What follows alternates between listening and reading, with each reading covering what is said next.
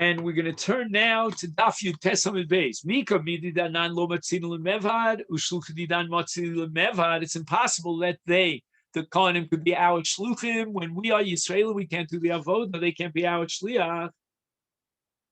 So what are we going to do with that Mishnah? Our Mishnah says that the Kohanim tell the Kohen Gadol, Ata shluchenu, you are our shliach. How is that possible?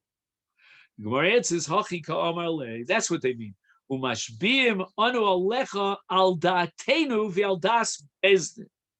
It doesn't mean that you are functioning, Rabbi Kohen Gadol, as the shliach of the bezdin.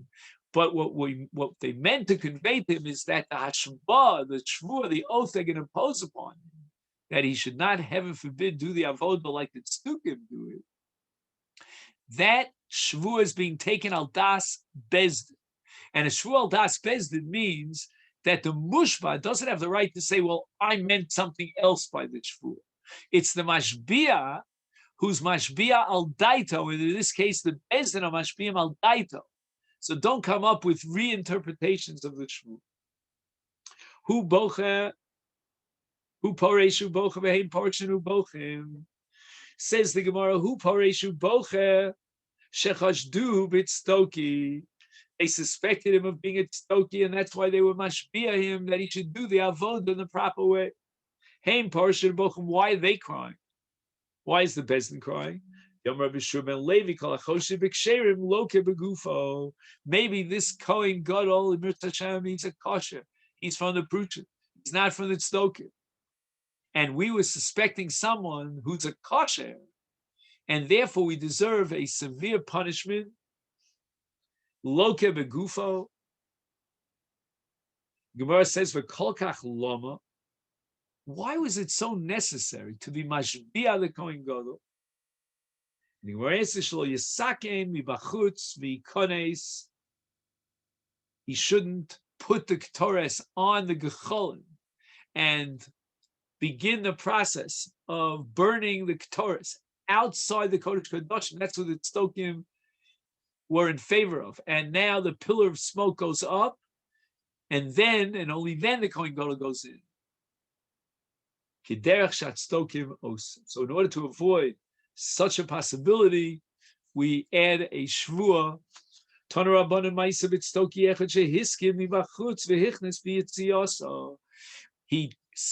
hiskim mibachutz means that he set up the ketores on the eish outside of the Kodesh Kodashim, and he did it exactly the way the Tzdokim did it. V'samach simcha gedola, and he was absolutely proud of himself. Pagabo Aviv, the father of the Tzdoki, who himself was a Tzdoki as well. Amalo b'ni afal picha Tzdokim on him. We are card-carrying members of the Tzdokim. Nevertheless, this Yoram anu min ha'pruchim, we do have a respect and a fear from the Chachmei Yisrael. And it's not a good idea to do the avodah in that way, like the Tzdokim, because you're playing with fire.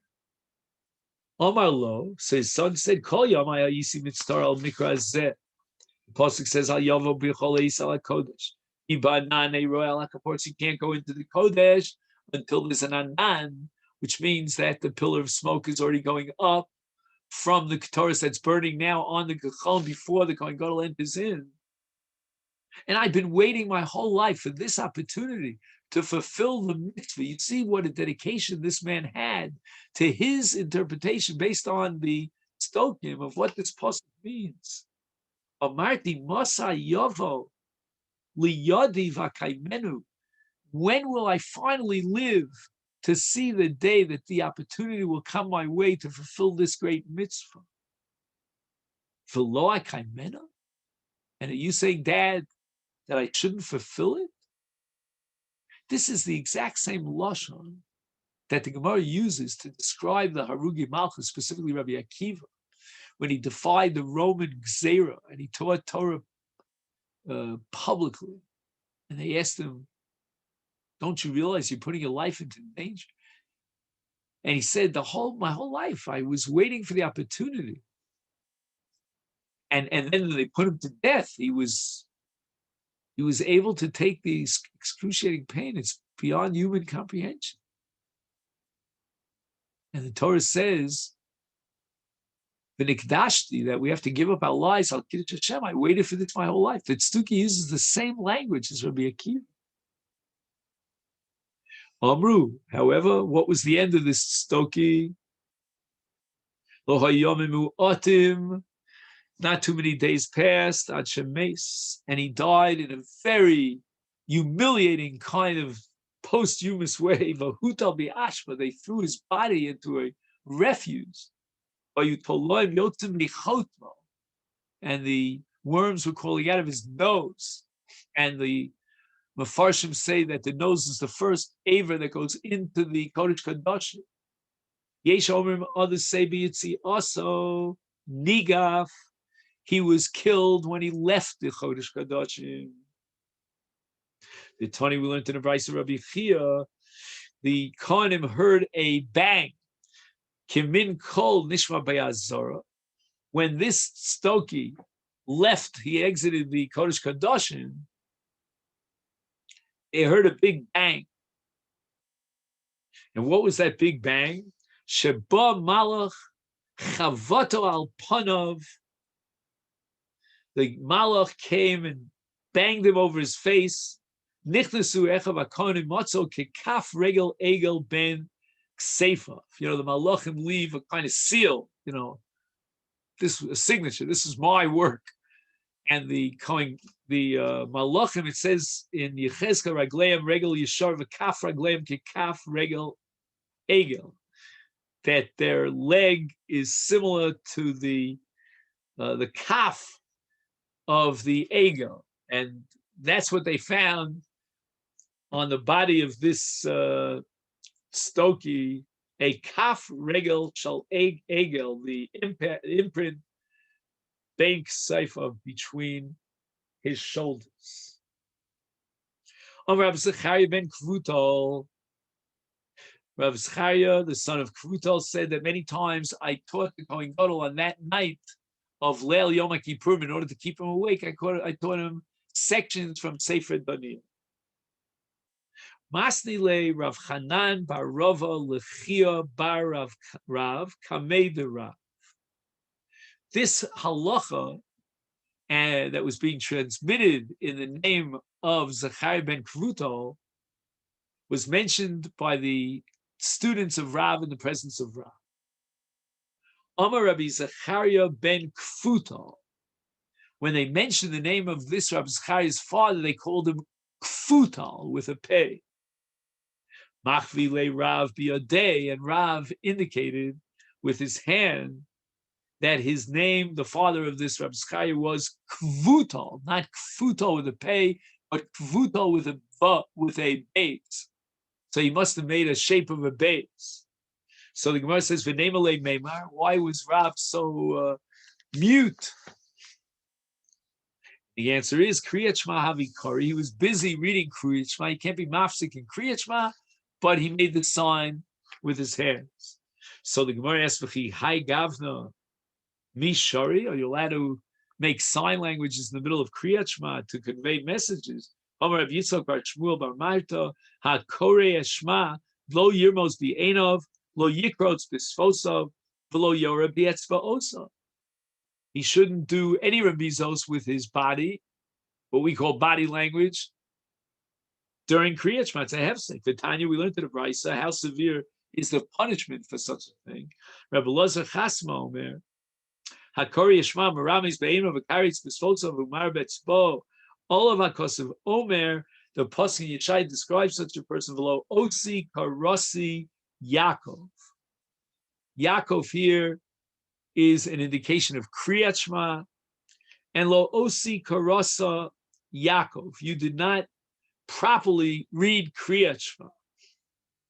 So how then could Rav even make a remez in the middle of Kriyat Shema? Lo Kasha B'Perek Rishon or B'Perek Shein.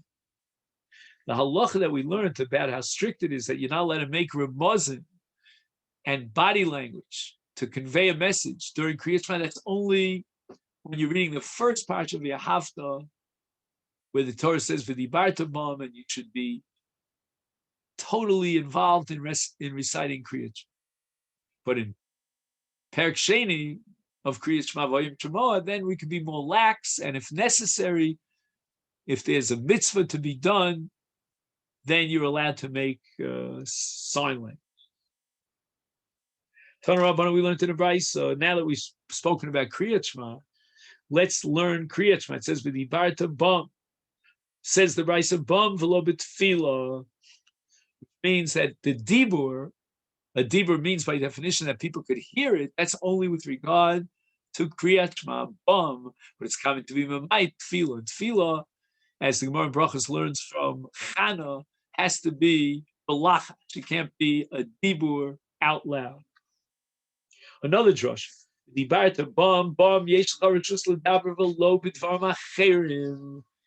other words, childish small talk is prohibited. That's called kalus rosh. We don't have a license to waste our koch hadibur on anything but Torah and tefillah. Don't waste it on frivolity. Rabbi Acha Omer, "V'dibarta bam aseo som keva v'al tasem aroi," that all your speech should be primarily dedicated to Torah and tefillah. And, once in a while, if it's necessary, you'll have to speak about something that doesn't fit into those categories. But that's b'derech aroi. Omar Rav Asach sichas chulin over b'esei. Shenemar v'dibarta bam v'lo b'dvar macherim. Rav Acha bar Yaakov Omar over b'lav shenemar pasuk in Koheles kol advarim yigeim lo yuchal ish ledaber, that you're not allowed to speak about anything that is not dvarim yigeim. Yigeim means, something of substance, something that's Torah.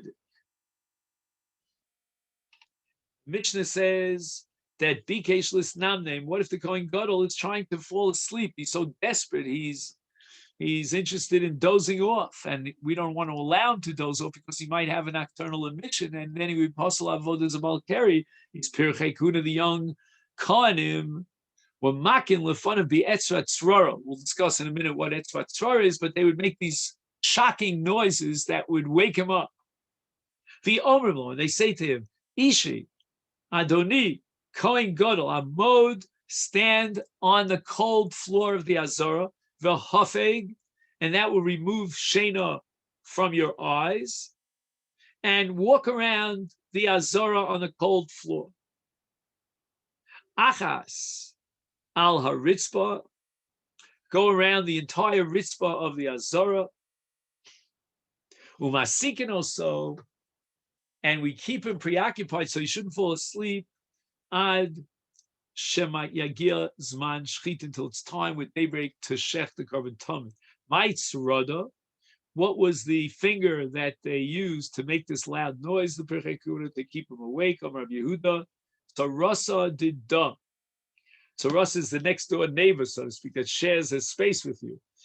And the da is a reference to a particular finger. So it's the finger over from that finger. Maihi, which finger are you telling me? Gudal. Gudal means the thumb. So it's the finger right next to the thumb, which is the pointer. That's a strong finger. And he can bang on the palm of his hand with his pointer and make a noise that's loud enough that it would keep the Kohen Gadol awake. Machvi Rav Huna demonstrated this, how he took his finger, banged it down on the palm of his hand. The Azal Kola Bekule Beis Medrash, Bekule Beis Rav. They could hear the sound all over the Beis Medrash. So this is how Rav Huna would show them what the Pirchei Kuna would do in order to make a loud, sudden noise. The Omer Lo Ishe Kohen Gadol Hafeg Achas Al Ritzpah Omer Rav Yitzchak Al Chadas. This is a chidush that I have to show you. Maihi, what's the chidush you want to disclose?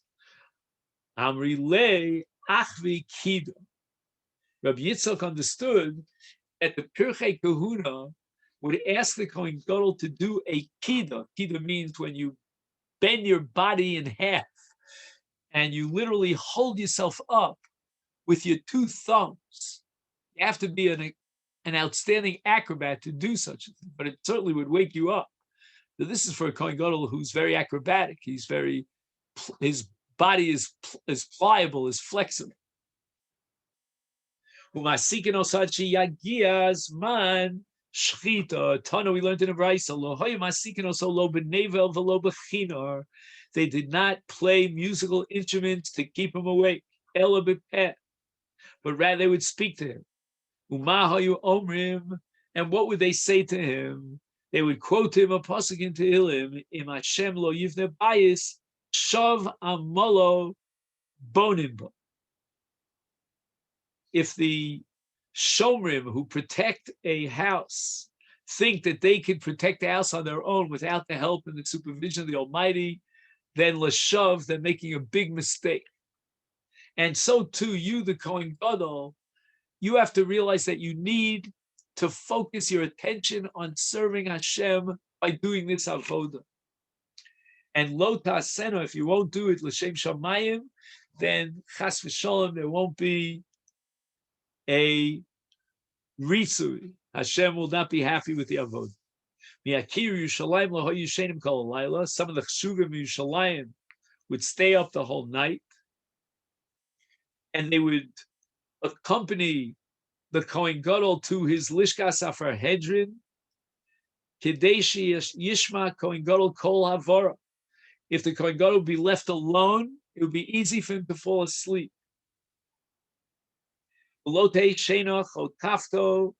He shouldn't fall asleep because they would accompany him and make sure he wouldn't fall asleep. Tanya, we learned in a brisa, Abba Sholomar Af Bigvulin Hayu Osim Kain. We have a minhag, even after the Churban Beis HaMikdash, to remember this story of the Akira Yushalayim. We stay up. People have a minhag of staying up the night of Shavuos, but here the Gemara is recording a minhag to stay up the night of Yom Kippur. Ella. But the minhag fell into disuse. Why? Shahayu chote. When men and women would stay up at night, they would mix together, and they came to chet. Omar Abaye v'temer of Nachbar Yitzchak Targuma. Right. So, what kind of chet does it have in mind? It's an episode that never took place in Narda. In the city of Narda, Amalei Eliyol Rav Yehuda Achua de Rav Salah Hasida. Eliyahu Hanavi appears to Rav Yehuda, the brother of Rav Salah Hasida, Amrisu, and those who came in to ask questions, Amailo Asi Mashiach. If Eliyahu is here, let's ask him the main question. He's going to be the harbinger of Mashiach. Why isn't the Mashiach coming? Va'idna Yoma de Kippura. After all, this is Yom Kippur. We have achieved total atonement. Isn't this the proper moment for Mashiach to show up? So the answer was, says Eliyahu, I'll tell you why the Mashiach is not coming. It's Yom Kippur, but Ivul Kama Besulta Binarda. A number of young women had intimate relationships on Yom Kippur in the city of Narda, when they stayed up the whole night and men and women would mix together. Very shocking piece of Gemara, piece of history. Amalei, so Rabbi Huna turns to Eliyahu and he says, HaKadosh Baruch Hu Mai Omar. What was HaKadosh Baruch Hu's response to this great sin that took place on Yom Kippurim in the city of Narda? Amalei. So Eliyahu Hanavi responds, he will turn to the off. HaKadosh Baruch Hu quoted the pasuk La Pesach Chatos Rovitz. Unbelievable. HaKadosh Baruch Hu comes up with a condonement. I don't know, maybe that's not a good word here in this context, but with a sort of sanigoria to justify what happened in Narda. The pasuk says, "La pesach chatos romitz." The Yetzer Hara is lurking in the shadows to ambush us and bring us down. And this was a great opportunity for the Yetzer Hara to get a hold of us, because the men and the women were mixing together. Satan my Omar. Now they asked Elio, tell us what the Satan would say. He must have been absolutely thrilled. Now he could prosecute. And if Hashem is the defense, then the Satan is going to serve the role of the prosecution. Amalei Elio answered, Satan biyoma de Kippur lesle reshusa les tenui. It's one day out of 365 days of the year when the Satan is denied the rights to prosecute against the Jewish people. Mimai, and I'll prove it to you. Amar Rami Bar Chama ha Satan.